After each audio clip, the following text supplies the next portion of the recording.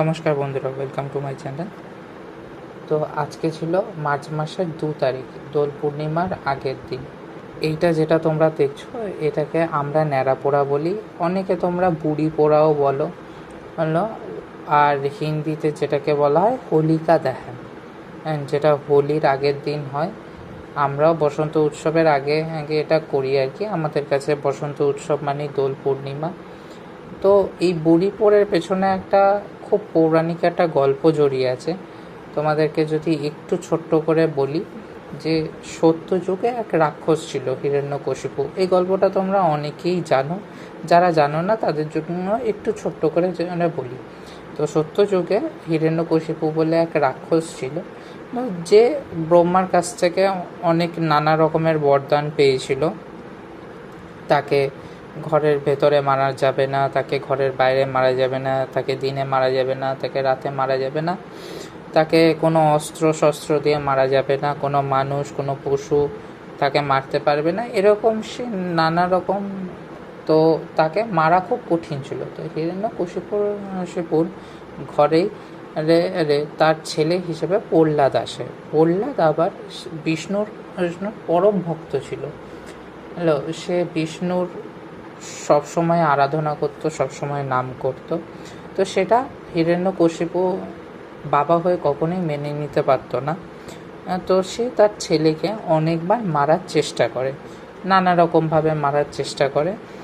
তো হিরণ্যকশিপুর বোনের নাম ছিল হোলিকা রাক্ষসী। সে আগুন থেকে আর কোনো ভয় ছিল না, মানে সে তার আগুনে কোনো ক্ষতি হবে না, আর সে নিজের যেকে বাঁচাতে আগুনকে ব্যবহারও করতে পারবে। আর তার কাছে এরকম একটা বরদান ছিল। তো হোলিকা রাক্ষসী কী করে, প্রহ্লাদকে কোলে নিয়ে চিতায় ওঠে। সে তো জানে যে সে আগুনে মরবে না, সেই জন্য সে চিতায় ওঠে, আর তাতে যাতে প্রহ্লাদ পুড়ে মারা যায়। কিন্তু ভগবানের কৃপায় প্রভু প্রহ্লাদকে বাঁচিয়ে নেয়, আর সেই এক চিতায় আগুনে মারা যায় হচ্ছে হোলিকা রাক্ষসী। কি যেরকম কথায় বলে না, রাখে হরি তো মারে কে, তো সেরকম একটা ব্যাপার আর কি। তো এটাই ছিল ছোট একটা গল্পটা। তুমি বলতে পারো যে এই গল্পটার থেকে যদি আমরা কি শিখতে পাই, আমরা শিখতে পাই যে যদি তোমার শক্তিকে তুমি কোনো খারাপ কাজে ব্যবহার করো, তাহলে সেই উদ্দেশ্য কখনোই তোমার পূরণ হবে না। তুমি যদি তোমার শক্তিকে অপব্যবহার করো, সেই উদ্দেশ্য কখনোই পূরণ হবে না।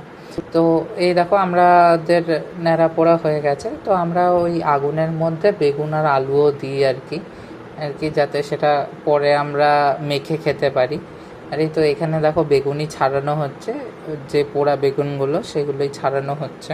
আর এই দেখো এখানে আমরা ন্যাড়া পোড়ার থেকে আলুগুলো বার করে নিয়েছি, আলুগুলো সেদ্ধ হয়ে গেছে।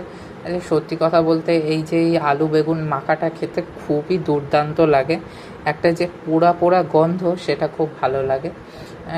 অনেকে বলে যে এটা অ্যান্টিপক্সও, এবার এটার সত্যতা আমি যাচাই করিনি। তো যাই হোক, তো কিন্তু আমাদের এটা খেতে খুব ভালো লাগে। আর আমরা বাঙালি, সব কিছুতেই আমাদের খাবার জড়িয়ে আছে, তো তাই জন্য এটার সাথেও আমরা ছোট্ট একটা খাবার আমরা বানাই আর কি। আর এখানে দেখো আমার মা আলু সিদ্ধটার বেগুনটাকে মাখছে, খেতে সত্যিই খুব ভালো লাগে। কিন্তু তোমরা এরকম একবার ট্রাই করে দেখতে পারো, আরও খুব ভালো লাগবে তোমাদেরও। তো দেখো এখানে আলু মাখা হচ্ছে মটর দিয়ে, বাদাম দিয়ে, নুন, আর এটা একটা ভাজা মশলা আর তেঁতুল জল দিয়ে আমরা এটা মাখি। অনেকটা আলু কাটার মতো খেতে লাগে আর কি, আলু কাটা বা আলু কাবলি তোমরা যেটাই বলো আর কি। তো সেরকম। আর দেখো এখানে শসা ধনে পাতাও দেওয়া হয়েছে, পেঁয়াজ আমরা দিইনি, কারণ আমরা এটা একটা পুজো বলেই মনে করি, আর এটা আমরা একটা প্রসাদ বলেই মনে করি, তাই আমরা পেঁয়াজ দিইনি। তোমরা যদি যারা চাও যে পেঁয়াজ দিতে, তো তোমরা পেঁয়াজ দিতে পারো, এতে কোনো অসুবিধা নেই। তো এখানে আমরা একটু বিট নুন ছড়িয়ে নিলাম, আর একটু আমরা চাট মশলা ছড়িয়ে নেব। তারপরে আমরা এটাকে খাবো আর কি।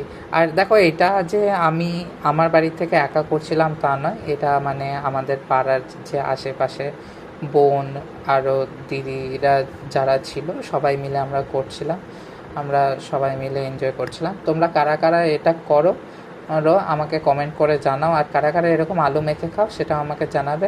Thanks for watching.